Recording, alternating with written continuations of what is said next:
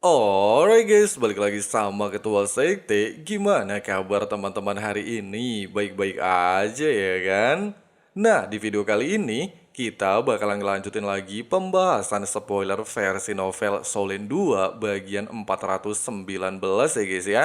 Seperti biasa buat teman-teman yang baru gabung dan belum sempat nyimak pembahasan spoiler-spoiler bagian sebelumnya, Abang Frank saranin nonton dulu ya guys ya, supaya teman-teman gak gagal paham ngikutin kelanjutan alur cerita di spoiler bagian kali ini.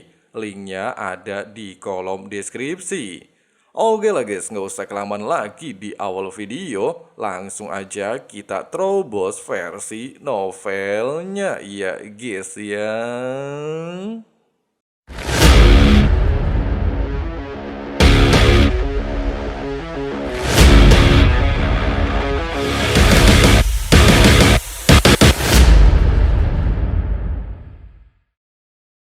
Huayu Hao menggenggam erat tangan Tang Wutong saat mereka melesat meninggalkan kota Radian.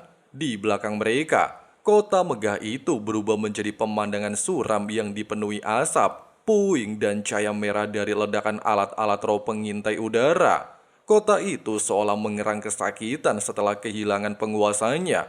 Kematian Sutianran memang belum diketahui rakyat, namun ledakan alat pengintai di langit menjadi tanda yang tidak bisa ditutupi oleh siapapun. Langit malam yang seharusnya tenang, kini menjadi saksi bagaimana kekacauan merayap ke setiap sudut kota. Kota Radian sedang runtuh secara perlahan, ketakutan menyelimuti rakyat, para pejabat bingung, dan pasukan penjaga kehilangan arah. Walaupun begitu, Hu Yuho yakin Juzi sudah memperhitungkan semua ini jauh sebelum hari ini tiba. Perempuan itu terlalu cerdas, terlalu berhati-hati, dan terlalu mampu untuk membiarkan kekaisaran jatuh tanpa rencana lanjutan. Jika dia sudah memutuskan untuk menjatuhkan Sutianran, maka Juzi pasti sudah menyiapkan langkah untuk mengendalikan situasi setelahnya. Masa depan kekaisaran kini berada sepenuhnya di tangan Juzi. Huayu Hao sebenarnya ingin tetap berada di sana. Dia ingin menyaksikan bagaimana Juzi menenangkan kota, mengatur ulang kekuasaan, dan menjalankan sumpah untuk tidak memicu perang dalam 10 tahun ke depan. Dia juga ingin memastikan bahwa semua kerja keras mereka tidak sia-sia. Namun tubuhnya tidak memberikan pilihan. Dia harus pergi. Jika dia tetap di sana lebih lama, dia dan Tang Wutong mungkin tidak akan sempat meninggalkan kota dalam keadaan hidup. Pertempuran melawan Sutianran sebelumnya bukan hanya menguras kekuatan mereka, tetapi juga hampir menghancurkan tubuh dan kesadaran mereka. Penghalang yang Long Xiaoyao dan Ye Sisui tinggalkan dalam tubuh mereka kini dipenuhi retakan besar. Penghalang itu seharusnya melindungi mereka, tetapi setelah semua tekanan yang mereka alami, lapisan tersebut menjadi rapuh dan bisa runtuh kapan saja. Jika hal itu terjadi, kekuatan spiritual yang meluap dari dalam tubuh mereka dapat memicu kegilaan yang tidak bisa dipulihkan. Keadaan Hu Yuhao bahkan lebih mengerikan. Dalam lautan spiritualnya, kekuatan Evil Eye Tyrant King mengamuk tanpa kendali seperti badai hitam yang berusaha merobek jiwanya. Sky Dream yang selama ini menjadi inti kestabilan spiritualnya, kini hampir tidak mampu bertahan. Setiap helaan nafas terasa seperti perjuangan untuk tetap sadar. Tidak ada waktu bagi mereka untuk kembali ke Akademi Shrek. Ancaman kematian sudah terlalu dekat. Saat mereka menembus langit malam menuju wilayah Kekaisaran Tianhun, kondisi Wu Yuhao semakin memburuk. Cahaya aneh merembes keluar dari kulitnya, seolah tubuhnya tidak mampu lagi menyimpan energi masif di dalamnya. Kekuatan jiwanya melonjak naik turun seperti gelombang liar, dan hawa dingin ekstrim meresap keluar dari telapak tangannya. Tubuhnya berada di ambang ledakan energi. Tang Wutong menyadari bahaya tersebut dengan sisa-sisa ketenangan yang dia miliki. Dia menarik Huo Yuho turun ke sebuah lembah terpencil. Di bawah bulan pucat, mereka menemukan tebing yang cukup tinggi dan kokoh. Tang Wutong menghantamkan satu pukulan kuat ke dinding tebing, menciptakan celah sempit namun cukup untuk menampung mereka. Tanpa pikir panjang, dia menyeret Huo Yuho masuk. Tidak ada waktu untuk memastikan keamanan. menyamarkan jejak, atau memeriksa apakah ada bahaya lain. Nyawa mereka bergantung pada detik-detik tersebut. Begitu mereka memasuki goa, dua sosok elegan muncul dari dalam tubuh Wu Yuhao. Mereka adalah Ratu Salju dan Kaisar Esbinger, entitas yang telah menjadi pelindung dan sekutu spiritualnya. Wajah mereka yang biasanya tenang, kini dipenuhi kecemasan. Mereka bisa merasakan kekuatan dalam tubuh Wu Yuhao telah melampaui batas manusia, dan bahkan melampaui batas yang seharusnya ada dalam dunia ini. Setiap detik keterlambatan bisa membuat tubuh itu hancur dari dalam. Hu Yuhao duduk dengan susah payah. Dengan seluruh kesadaran yang dia miliki, dia memusatkan pikiran untuk menahan kekuatan jiwa yang terus merontak di dalamnya. Tubuhnya bergetar, energi dalam dirinya seperti badai yang berusaha menghancurkan wadahnya. Tang Wutong dengan cepat duduk di hadapannya, memastikan posisinya stabil sebelum dia sendiri menutup matanya untuk menghadapi ancaman yang menggerogoti tubuhnya. Dia tidak bisa membantu Wu Yuhao. Pasalnya, energi dalam tubuhnya sendiri juga berada di ambang runtuh. Prioritasnya adalah mempertahankan penghalang dalam tubuhnya sebelum semuanya terlambat. Retakan pada penghalang Wu Yuhao semakin melebar. Kekuatan jiwa menyeruak keluar seperti gelombang pasang yang mengancam menghancurkan tubuhnya dari dalam. Inti spiritualnya penuh oleh kekuatan Evil Eye Tyrant King yang liar dan tak terkendali. Pada saat yang sama, inti jiwa es tertinggi miliknya dibanjiri kekuatan Long Xiao Yao yang keras dan dingin. Dua kekuatan besar yang seharusnya tak pernah bersatu, berputar seperti dua badai yang saling menabrak dalam ruang kecil bernama tubuh manusia. Tubuh Wu Yuhao bagaikan balon yang dipaksa menampung lebih banyak udara daripada yang mampu dia tahan. Setiap suara detak jantung terasa seperti ancaman bahwa ledakan bisa terjadi kapan saja. Di dalam goa sempit ini, di bawah pengawasan dua permaisuri yang penuh kekhawatiran, dua sosok pemuda itu duduk bersila sambil berjuang mempertahankan hidup mereka. Di luar, dunia sedang bergejolak. Namun di dalam goa ini, pertarungan yang terjadi jauh lebih sunyi dan jauh lebih mematikan. Pertarungan melawan waktu telah dimulai. Nasib keduanya kini bergantung pada seberapa kuat mereka mampu bertahan dari kekuatan yang berkuasa merobek tubuh dan jiwa mereka dari dalam. Seiring berjalannya waktu, tubuh Wu Yuhao mulai kehilangan bentuk alaminya.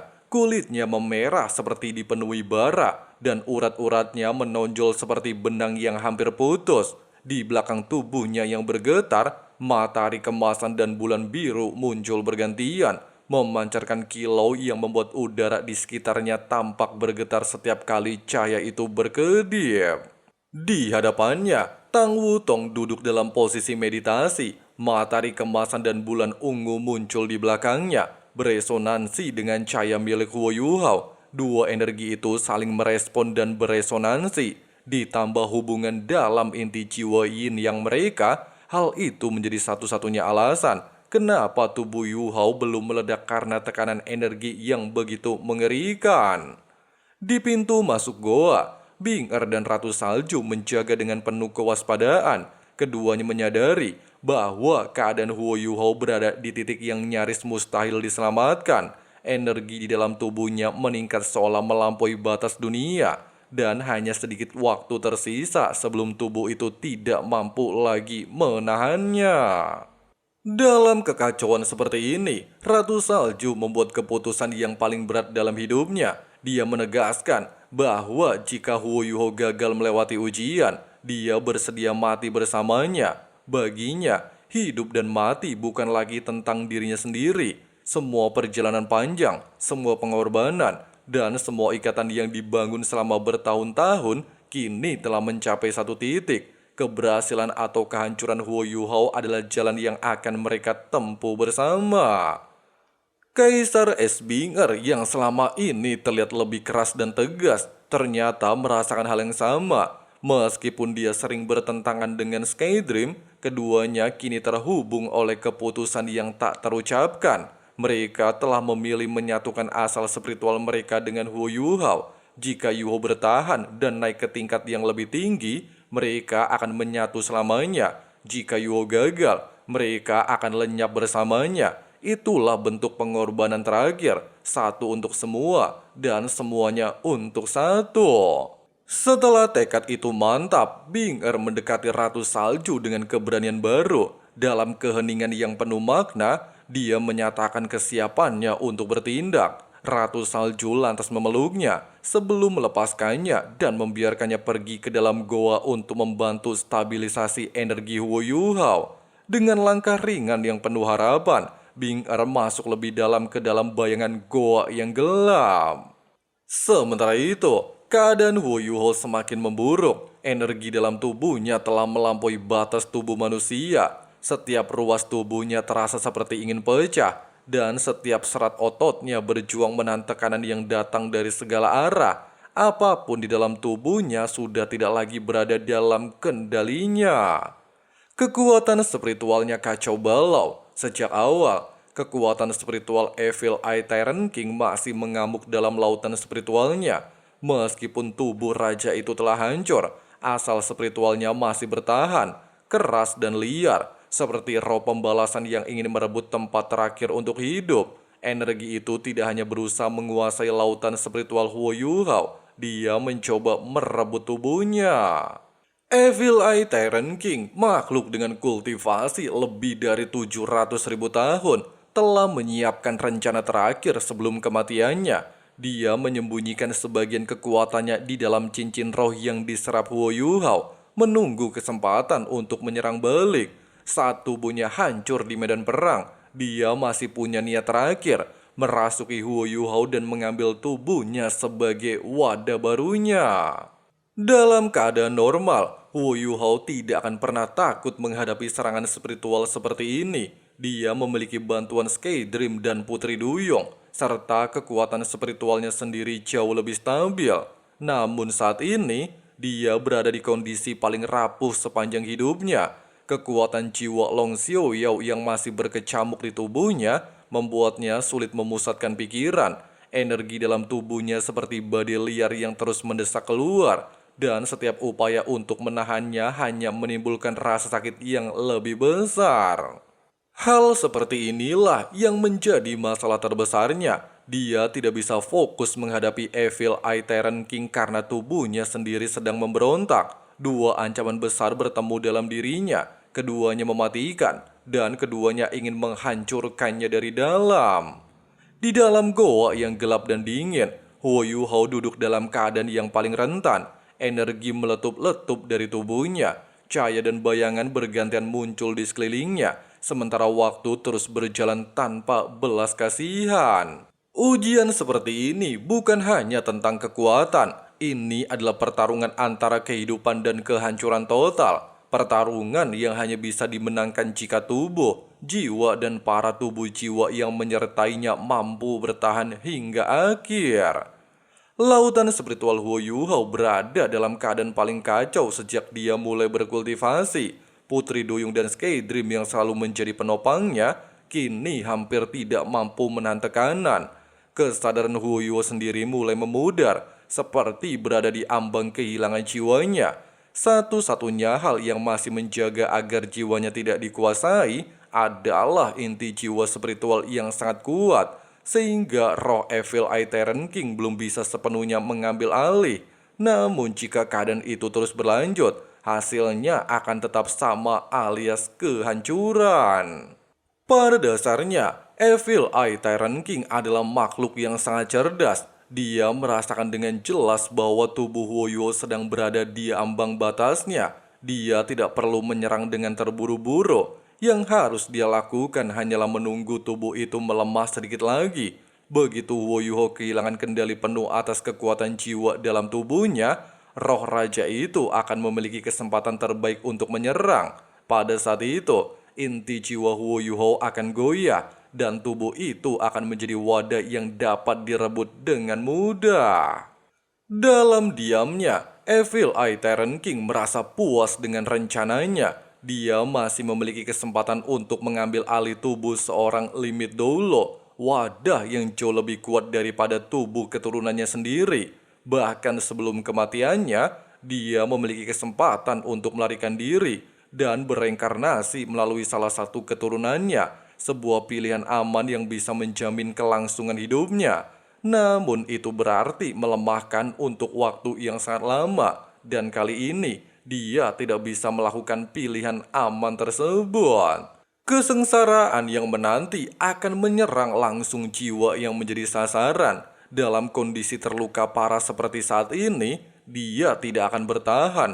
Bahkan pada puncak kekuatannya sekalipun, dia tidak yakin mampu melalui kesengsaraan itu tanpa resiko besar. Dia bukan dewa binatang roh yang memiliki energi kehidupan luar biasa. Sekali saja kesengsaraan itu datang, dia akan musnah sepenuhnya. Karena itulah, Raja Mata Jahat memilih jalan yang jauh lebih berbahaya, merebut tubuh Huo Yuhao. Pada dasarnya, Evil Eye Tyrant King menyadari Huo Yuhao pasti akan menyerap cincin roh yang begitu berharga. Dia juga menghitung bahwa meskipun gagal, dia tetap punya waktu untuk melarikan diri dan mencari tubuh keturunannya. Tetapi yang paling penting, dia melihat peluang untuk mendapatkan tubuh manusia yang sempurna, kuat dan mampu menyembunyikan aura. Jika dia dapat memadukan dirinya sepenuhnya dengan tubuh Huo Yuhao, dia bukan hanya akan bertahan dari kesengsaraan, dia bahkan berpeluang menembus alam dewa. Keserakahan dan hasrat untuk bertahan hidup membuat Evil Eye Tyrant King sangat yakin bahwa ini adalah jalannya menuju kelahiran kembali yang sempurna. Oleh sebab itu, dia menunggu dengan sabar, membiarkan tubuh Huo Yuhao semakin dekat ke ambang kehancuran. Setelah itu, dia akan menyerang dan mengambil alih, lalu menekan energi yang memberontak, menyerap semuanya perlahan, dan menjadikan tubuh Yuhao miliknya. Sementara itu, tubuh fisik Huo Yuhao sudah menunjukkan tanda-tanda keruntuhan. Di belakangnya, muncul bayangan hijau kebiru-biruan berupa sosok perempuan berwujud anggun dengan aura dingin yang menusuk. Jiwa bingar yang mulai mengalir keluar dalam upaya menstabilkan penggabungan spiritual terakhir. Sosok itu tidak terlihat lembut, tetapi keindahannya berasal dari kesejukan dan kekuatan yang dimilikinya. Di depan Huo Yuhao, Tang Wutong masih berusaha mempertahankan stabilitasnya sendiri. Cahaya matahari kemasan dan bulan ungu terus berdenyut di belakangnya, menunjukkan bahwa dia juga sedang menghadapi tekanan besar. Namun kondisinya jauh lebih terkendali dibandingkan Huo Yuhao. Resonansinya membantu sedikit mengurangi gelombang energi liar yang menghantam tubuh Yuhao. Meski tidak cukup untuk menghentikan pemberontakan kekuatan itu sepenuhnya. Dalam beberapa saat, keadaan Huo Yuhao semakin mengerikan. Matahari kemasan di belakangnya semakin terang, hampir menyilaukan. Sementara bulan birunya meredup sampai hampir hilang bentuknya. Kabut tebal muncul dari permukaan kulitnya, tanda bahwa energi di dalam tubuhnya mulai bocor keluar. Keringat mengalir deras dari dahinya, membasahi seluruh pakaiannya. Setiap tetes keringat adalah bukti bahwa tubuhnya sedang menahan kekuatan yang seharusnya mustahil ditampung oleh manusia. Di dalam tubuhnya, dua badai besar, kekuatan jiwa Long Xiaoyao dan sisa kekuatan spiritual Evil Eye Tyrant King bertubrukan tanpa kendali. Dan di tengah dua badai tersebut, lautan spiritual Huo Yuhao menjadi semakin gelap dan retak. Jika tidak ada keajaiban, tubuh Yuhao bisa hancur kapan saja dan tiba-tiba saja. Kita lanjut lagi di spoiler bagian berikutnya ya guys ya. Jangan marah ya. Nah guys, begitulah pembahasan alur cerita spoiler di bagian 419 nya guys ya. Dan ternyata selama ini sisa jiwa Evil Eye Tyrant King masih hidup di dalam cincin roh yang sebelumnya Yuhao serap ya guys ya. Dan Yuhao harus menghadapi dua ancaman. Pertama, ancaman dari sisa kekuatan roh yang ditinggalkan Long Xiaoyao. Dan yang kedua, ancaman dari sisa jiwa Evil Eye Tyrant King. Sedangkan Tang Wutong juga tidak bisa berbuat apapun untuk membantunya. Pasalnya dia juga harus menyempurnakan energi peninggalan Ye Sisui. Oke lah guys, makasih banyak banget buat teman-teman yang udah nonton sampai habis. Jangan lupa subrek dan nyalain notifikasinya ya guys ya. Dan kemarin ada yang request spoiler Renegade Immortal. Gimana guys? Kita buatin nggak? Coba tulis di kolom komentar ya guys ya. Oke lah, di sini Abang Frank si Ketua Sekte undur diri dulu. See you and bye. Bye. And we're all going live, still nobody knows, but I'ma choose what's right and take what comes and goes. And ain't no one in life holding me back no more. I've seen a lot of change, been through a lot of pain. Some things are not the same as they were a year ago, but all will be okay. I move on each and every day. The past is where it stays, way back a year ago.